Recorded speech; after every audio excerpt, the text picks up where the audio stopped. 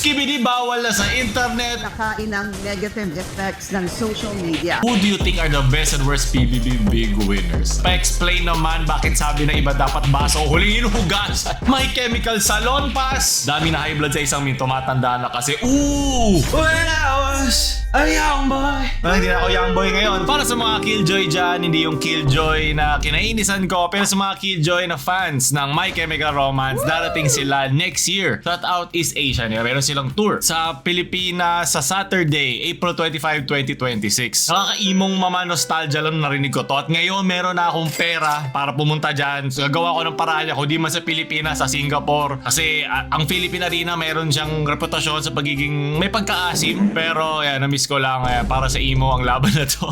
Kompleto yan eh. Lalakas ako bugs ngayon. Ba't ngayon pa? Kailan ako nagpagupit?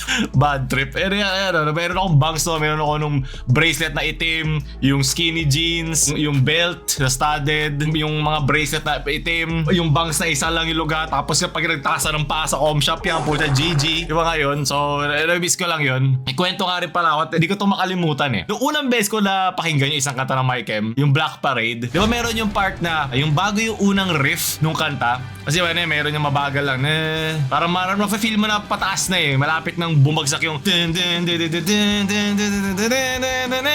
yun. Yung dala-dala ko walker nun. Kasi yun lang yung para mapakinggan mo yung mga kinapi-paste o dinownload lang sa internet na meron mga virus.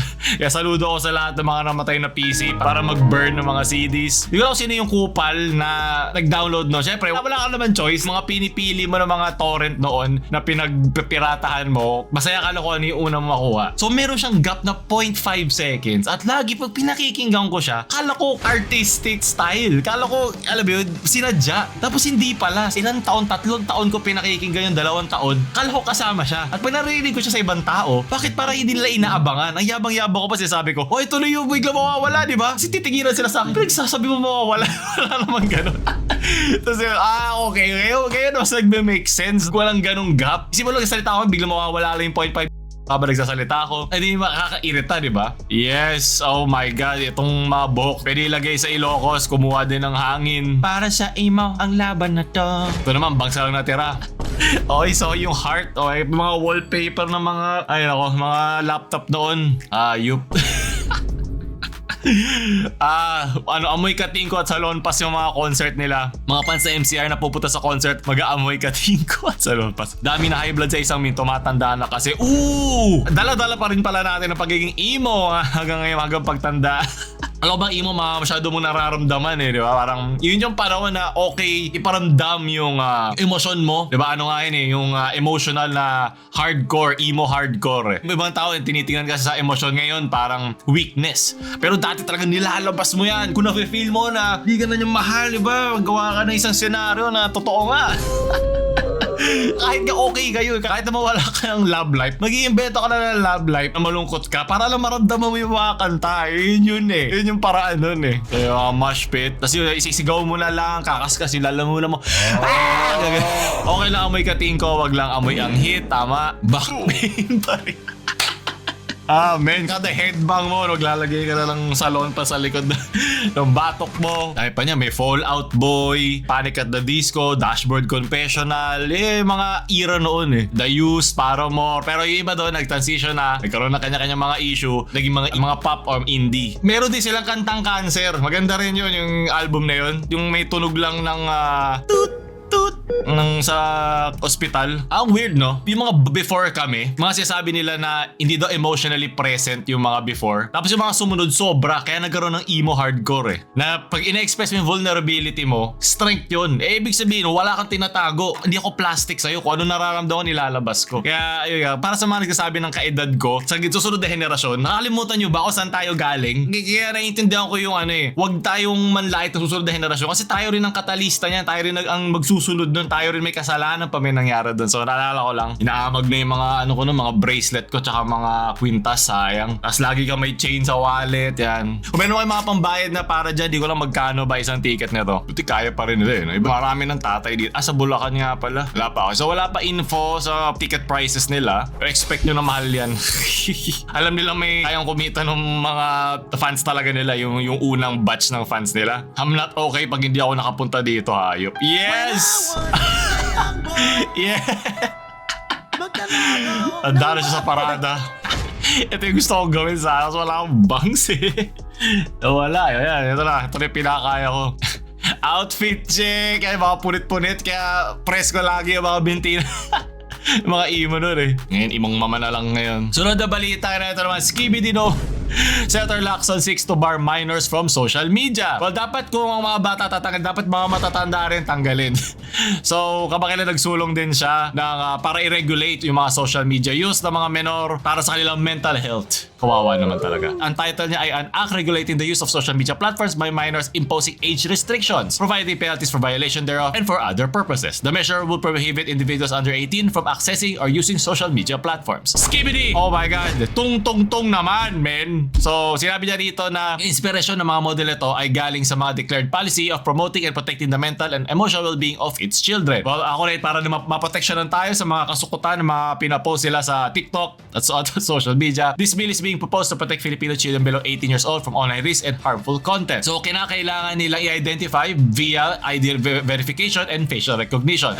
Ang hirap dyan. Ngayon po, nakahanap na ako ng mga loophole. Pero tapusin muna natin. Platforms would be expected. So, FB, YouTube, TikTok, lahat yung Instagram, kailangan nilang mag-establish. Ibig sabihin, wala pa sila mechanisms in place na ginagawa dito sa Pilipinas kung ito yung kailangan nilang i-adhere to respond when age-restricted users are found. So, kaya pag nalaman nila na bata to, ito ang kailangan ipasok ng mga batang to. Yung kanilang ID, parental consent, nakasama dun sa photo, yung mga ganun. Hindi pwede yung may napulot lang silang photo. Gagamit ako ng TikTok. Diba? Kasi unfiltered, walang control na gamit. So, platforms could be fined between 1 million hanggang 20 million. Internet ISP will face administrative fines ranging from 300 to 3 million. Third-party age verification providers na ma-violate yung data privacy laws may be fined 500 to 5 million. At ito daw ay consistent sa Data Privacy Act. So, kailangan gawin ng DICT or ang Department of Information and Communications Technology na i-oversee at siguraduhin na compliant ang mga social media platforms na ito. Ako pro ako sa pag-control sa consumption ng social media. Hindi dahil wala akong tiwala sa mga bata na matuto, pero kasi maraming mga bata ang pinapabayaan ng kanilang mga magulang at matitigas sa ulo ng mga bata dyan. So, ito ay makakatulong to, pero kailangan niyang sumabay sa teknolohiya. Kailangan niyang malaman ano ba yung itsura ng bata. Diba, marami mga software na pwedeng mag-print out ng mukha ng isang bata. Paano pa nag-print out ako ng AI ng isang mukha ng bata? Malalaman ba ito? Kailangan ganun ka-updated yan. At syempre, dahil kung ang mga mechanisms ay manggagaling sa FB o sa iba pa mga social media platforms, kailangan nila i-implement niya sa lahat ng mga bansa nila. So tayo, kailangan natin i-force sila sa ating gobyerno. So mangyayari niya, mababan lahat ng social media dito until mag-comply sila. Ngayon, syempre, magkakaroon yan ng mga, tulad kami mga social media influencers, maiinis kami na mawawalan kami ng reach dahil sa mga yan. So siguro ang gagawin nila muna dyan ay itatest muna nila. So dito sana, itry muna nila sa ilang paraan para ma-verify.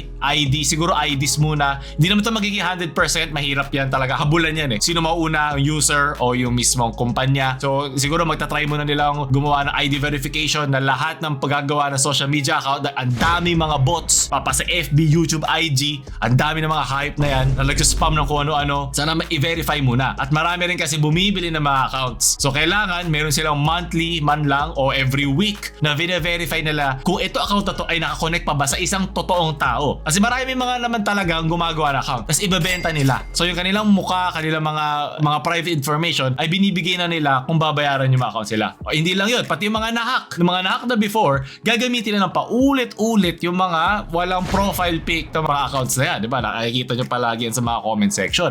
Mga nagsasabi ng mga unhinged ng mga comments na alam mo yun, isang normal na tao na hindi naka-lock ang profile ay hindi masasabi. So yun yung kailangan nila habulin dito kung gusto nila talagang matanggal o at least malesen yung mga skibidi na nasa social media. Sana rin yung mga matatanda pwede rin i-ban eh. Sana kaso hindi eh. Ida-downvote mo lang sila bilang sa mga comments nila. Pero kung yung safety ng mga kabataan dito, kung di man safety ay yung tirin yung mga PDF files na hinahabol, kinakausap sila sa messages, maraming mga ganon. Yun yung para sa akin mas gusto kong makontrol eh. Hindi na yung kanilang unfiltered use. Kasi gagawa ng paraan yan eh. Kasi ako alam ko ginawa ko yun nung unang beses ako nakahawak ng phone na nakaka-connect sa internet. Pwede kong tignan. Pwede kong makita yung mga memes sa Germany o sa Amerika. Wow! So gagawa ng paraan yung mga yan. So ako para sa akin yung safety na lang nila sa ganun mga klaseng tao, mga PDF files, yun muna yung una ko. At syempre habang tumatagal gagawa na lang yan ng mga tiers na mapaprotektahan nila yung mga menor de edad. Pero para sa akin okay na muna yun. Who do you think are the best and worst PBB big winners? Okay, season, oh my god, Kim Chu. Yung malala iba dito. Ah, my god, Myrtle. Ito yung mga mata ni Myrtle para tinitingnan yung kaluluwa ko. Inabutan ko pa naman to, si Kim Chu, pinanood ko yan. Lalo na to, sila Falcon, Belay. Nanalo pala si, Hindi ko to inabutan. Kasi Slater Young sumali. Ah, okay, di ko alam. Hindi ko to kilala. Ito si Maymay. Meron talaga gusto manalo na mayroong itsura na hinahanap yung mga tao pag nananalo eh. Hindi ko to kilala, sorry. Grabe naman si Fiang. Grabe, zoom in, Gen 11. Awa pala nanalo sila. Ang collab. So dalawa nanalo ngayon. Hindi ko na sinusundan eh. Sino na lang pinakamapanghe dyan? Ako sa ngayon na iniisip ko lang si Kim Chu kasi napatagal niya yung career outside ng PBB. Karamihan sa mga to, di mo na maalala o di mo na kilala kung nasa na sila ngayon. Kami kanya-kaya silang buhay. Siguro sa limelight, sa showbiz aspect, si Kim Chu. Kasi napatagal niya eh. May post talaga noon eh. May post na sinusunod. Ito yung time na may sponsor ang PBB. Napalitan ng mga influencers yung mga PBB ngayon. Yun ba yung nangyari? Di ba point ka ng PBB ay naghahanap ka ng mga taong galing sa nagsisimula pa lang. Di pa nagpasok ka ng celebrity, medyo kilala na sila. Ewan ko, para sa akin parang madugas. Medyo madugas siya sa akin. Nakita ko naman doon na si Mika dahil doon sa kanyang Hawaiian issue dati. Gumagawa siya. Ito yung parang redemption arc daw niya. Okay naman niya, wala namang masama sa akin. So ako, Kim Chu ako dito. Kaya sino at bakit? Sunod, pa-explain naman bakit sabi na iba dapat baso o huling hinuhugasan. Yan ang nangyayari pag binawasan mo ang college course. Okay, ako, ang turo sa akin na magulang. Kasi ang baso ang pinakamalilinis kung iisipin. Kumpara sa lahat ng yan. Unless gagamitin mo yung baso mo pangkain ng sopas o mga masasebo, sila ang may tsansa na pinakamalinis na agad. So, kung uunahin mo siya, hindi mo na madadala yung ibang mga sebo na lilinisin mo sa pinggan, sa palanggana, dun sa mga baso. Alam mo yun, matitipid mo pa yung sabon mo.